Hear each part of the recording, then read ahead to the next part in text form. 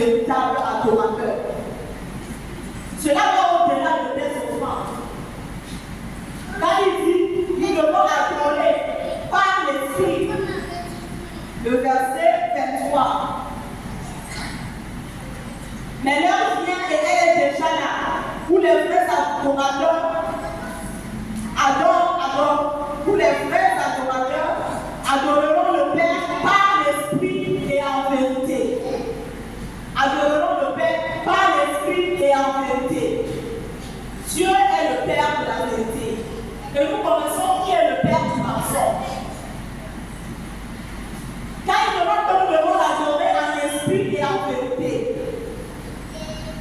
ça veut dire que tu dois faire un examen de toi-même. Est-ce qu'il y a en toi le mensonge? Est-ce qu'il y a en toi la double vie, la fausseté, l'hypocrisie et tout ce qui est nommé? Parce que tu as une conscience, tu sais ce qui est mal et ce qui est vrai. Si toutes ces choses du père du mensonge sont nommées en toi, ou il y a quelques qui sont nommés en toi, bien ton adoration ne va pas vers le Père. Nous devons être, c'est la vérité. Il dit en esprit et en vérité. Nous devons adorer par l'esprit et en vérité. Poussé par l'esprit et non par la chair. Les œuvres de la chair sont contraires aux œuvres de l'esprit.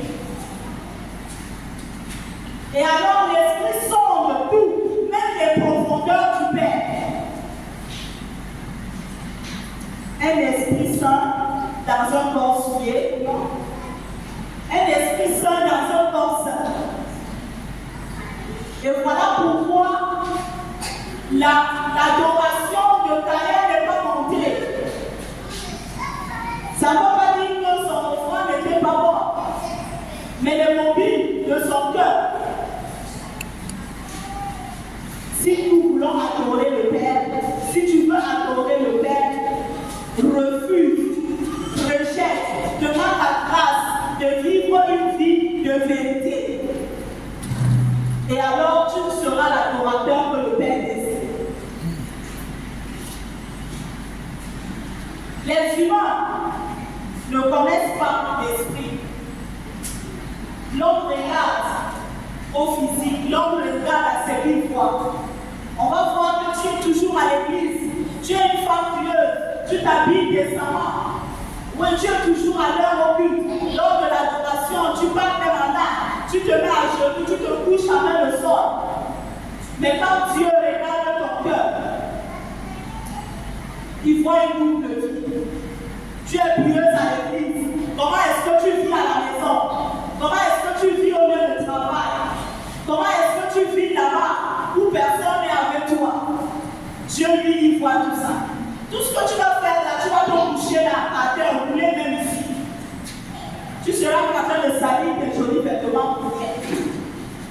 Mais cette adoration-là, sauf si tu te couches là pour te repentir, pour demander au Seigneur la grâce de pouvoir sortir de cette mauvaise vie. Alors là, il va prêter l'oreille à quelqu'un.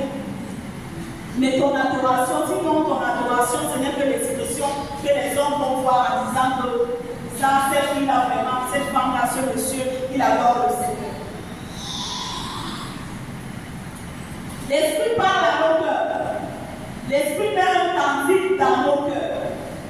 Lorsqu'on adore Dieu en esprit et en vérité, quelque part dans le livre de Psaume, il dit, chantez à l'Éternel un cantique nouveau.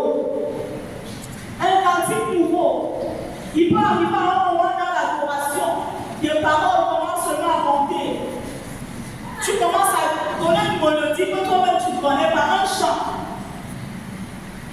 Un chant qui sera un repas délicieux à la table de l'Éternel. Une attitude. Et là, nous pouvons adorer Dieu. Lorsqu'on a un cœur pur, lorsqu'on a un esprit bien disposé, éloignons nos cœurs de la haine, du manque de pardon,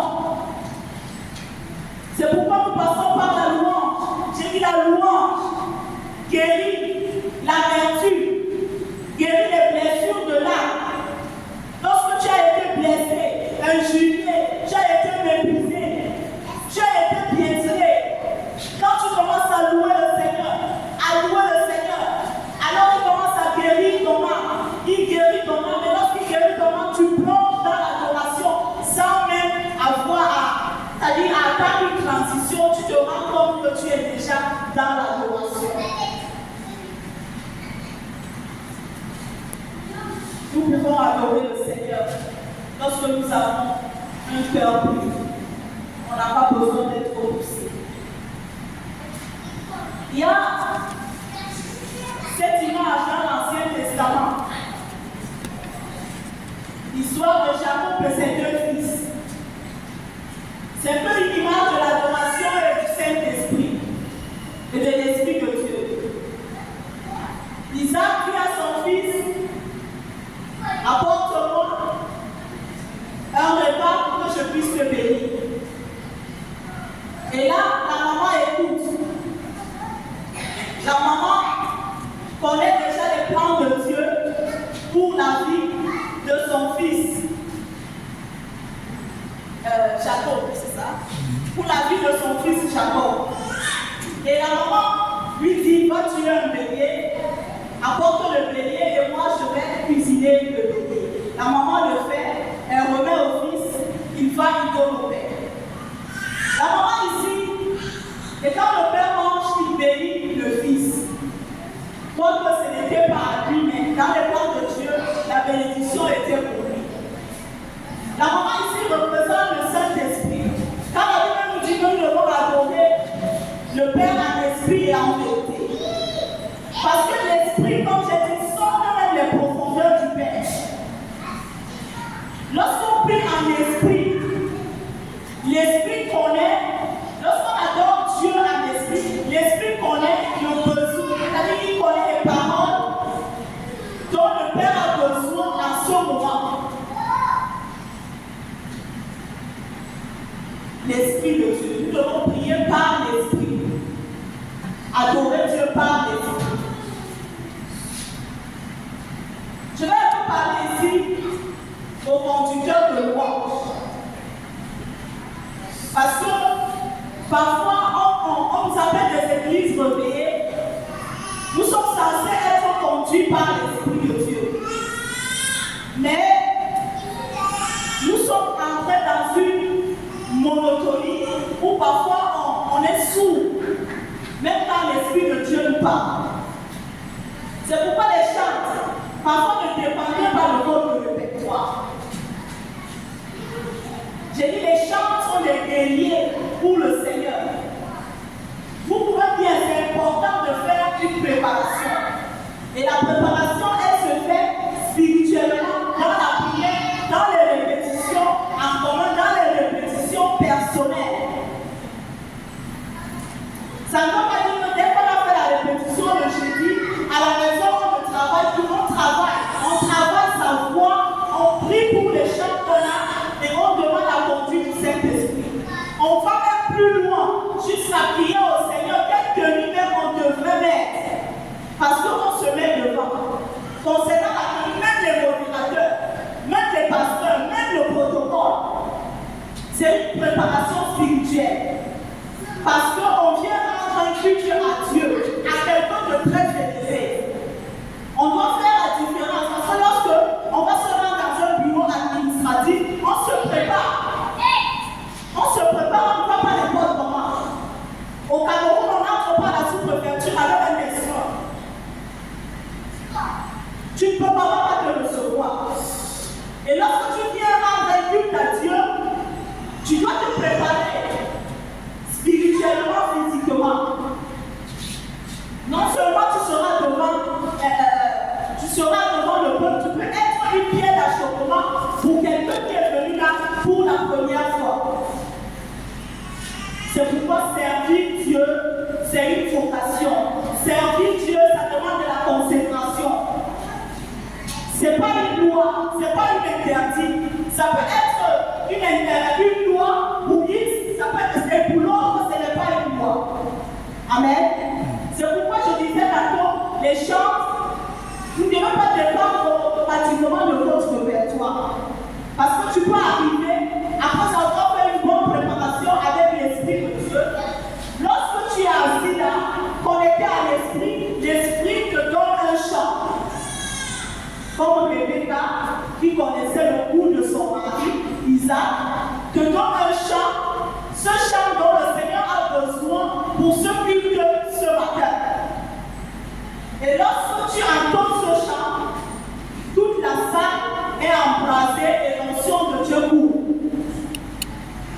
Et parfois, vous faites la course sur le répertoire. Le peuple est déjà connecté à un chant. Vous sautez le chant et vous allez sur d'autres chants. Et là, vous cassez le risque.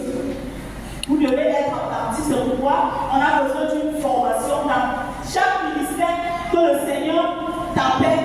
Tu as besoin de travailler. Écoutez ceux-là qui t'ont précédé.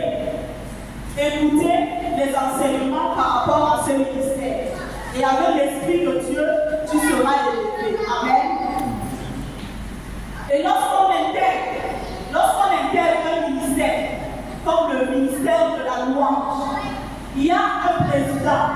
Le président, toujours, avant qu'une nouvelle personne intègre le groupe, on doit lui donner les directives par rapport au ministère. On doit lui dire, ici, si tu veux intégrer, voilà. Ce n'est pas une loi, mais lorsqu'on se met ensemble et qu'on prend des décisions par rapport à quelque chose, on doit les honorer. Amen. Je vais prendre un exemple banal. Moi, j'ai cru au Cameroun, c'était dans les assemblées de Dieu. Et dans les assemblées de Dieu, une femme ne mettait pas le pantalon pour venir au culte. Elle devrait toujours être voilée. Et aujourd'hui, j'ai la connaissance par rapport à ces choses. Mais si je vais au Cameroun, puisque je dois aller là-bas, je dois respecter la culture de cette association. Je dois respecter. Si je vais là-bas, je ne peux pas mettre le pantalon. Je vais mettre mon foulard. Parce que je ne dois pas être une pierre d'achoppement pour les frères qui sont là-bas, pour les sœurs qui sont là-bas. Je ne dois pas être une pierre d'achoppement. C'est pourquoi, si tu es à la CNA et qu'il y a des directives, même la Bible n'est pas contre cela, tu dois te soumettre. C'est aussi la sagesse. Amen. Et en tant que chaque propos vous invitez dans d'autres assemblées, avant d'y aller prier, prenez connaissance de comment est-ce que les cultes se déroulent là-bas. Et en allant, vous vous accommodez avec la façon dont les cultes se déroulent là-bas. Amen. Que Dieu vous bénisse. Le Père aime les adorateurs. Le Père est sensible à la prière d'un adorateur. Paul, il parle ici, il dit que la grâce de notre Seigneur Jésus-Christ, l'amour de Dieu le Père, la communion du Saint-Esprit soit avec vous. La communion du Saint-Esprit est importante pour une bonne adoration. La communion du Saint-Esprit est importante lorsqu'on se regroupe ensemble pour un culte, pour célébrer le Seigneur. Comme en ce jour, nous avons besoin d'être en communion d'esprit. Et là, lorsque le Père jette les regards, il voit un peuple. Il voit un peuple qu'il aime. Il envoie la bénédiction sans toutefois on ait à demander pardonne, juste en voyant notre communion. Nous avons l'histoire de la tour de Babel. À cause de leur accord, ils auraient touché le ciel si le Seigneur n'avait pas intervenu rapidement. Nous avons besoin de la communion dans nos familles, dans nos maisons, avec notre entourage, dans notre ministère, dans les groupes, avec un frère, même s'il est difficile, prie le Seigneur, afin qu'il t'apporte la sagesse, comment tu peux marcher avec lui sans toutefois être frustré, sans toutefois le frustrer. La communion du Saint-Esprit, très important, une chose très importante dans la divinité. Tu ne peux pas adorer sans utiliser la parole de Dieu. Tu dois beaucoup lire la parole de Dieu. Voir même des exemples, tu dis je ne sais pas adorer. Lis les psaumes. Tu verras comment David était en train de louer et d'adorer le Seigneur. À force de lire, ton vocabulaire d'adoration va augmenter. Tu peux même écouter les prédicateurs. Celui-là qui repose auprès du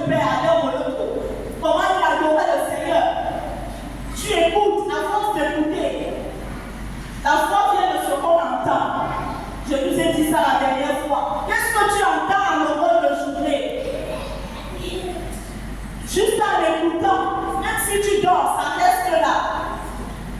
La science a besoin de, même quand tu dors, s'il y a un appareil, il y a quelque chose, ton esprit capte cette chose-là. Ce son qui va se jouer même lorsque tu dors. Qu'est-ce que tu écoutes en longueur de journée? Qu'est-ce qui nourrit ton âme? Qu'est-ce qui nourrit ton esprit? 1 an, 2 ans, 3 ans, 4 ans, 5 ans dans la foi. Tu ne peux pas édifier même un enfant de corps dimanche. Parce que ton esprit n'est pas nourri. Qu'est-ce que tu écoutes en longueur de journée? Quand tu es dans ta cuisine, est-ce que tu sais que lorsque tu es connecté au Père, même lorsque tu laves les habits, le Seigneur peut te parler par rapport à quelque chose, par rapport à une soeur, par rapport à un frère, par rapport à une situation dans la demande de ta famille, et tu te mets à intercéder. L'adoration est une activité, un style de vie. C'est pourquoi nous devons écouter la parole. Elle nous donne la connaissance, la parole de Dieu. Parce que la révélation, la création tout entière, attend la révélation des vrais fils de Dieu. Des fils de Dieu. Pas des créatures. On dit la création. Donc tout ce que tout le monde que le Dieu a créé, ils attendent la révélation des vrais fils. Il y a la différence entre les créatures de Dieu et les fils de Dieu. Donc les créatures attendent la révélation des vrais fils de Dieu.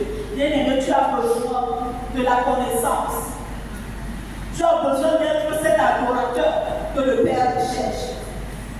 Et là, elle te transforme à l'image du Père. Une vie de vérité et non une double vie.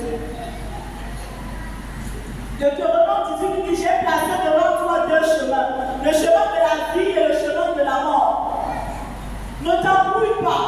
Pourquoi tu te casses? Choisis ton chemin. Comme les Égyptiens disent, tu vas dedans à la tour. On ne peut pas conduire 2 pilotes. Tu vas tomber. Donc choisis ta pilote et mets-toi à l'œuvre. Avec l'aide du Saint-Esprit, Dieu est là, il est le Père de tous. Amen. Lorsque nous sommes plongés dans l'hypocrisie, la fausseté, toutes sortes de mauvaises vies, aucune adoration ne peut sortir de nous. Et cela ne plaît pas à Dieu. Nous devons sortir de là. Nous devons sortir de cela. Adorer Dieu en vérité. Nos vies et ce que nous disons doivent être unanimes. Je ne peux pas parler de Dieu et les choses que je fais sont du diable.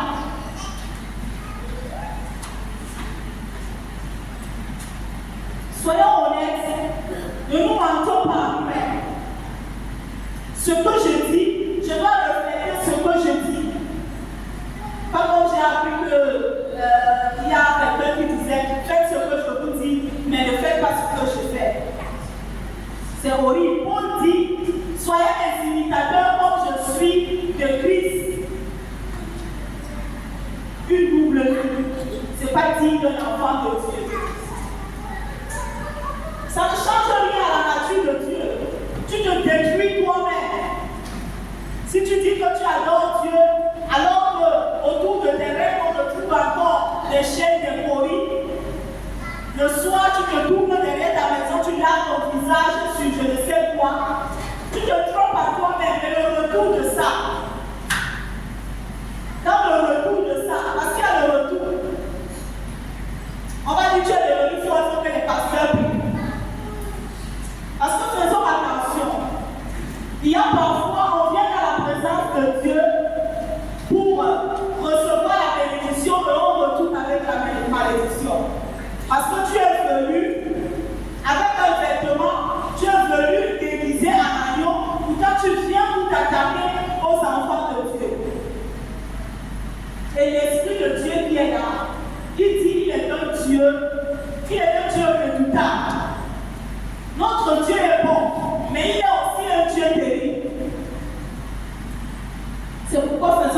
attention à notre marche.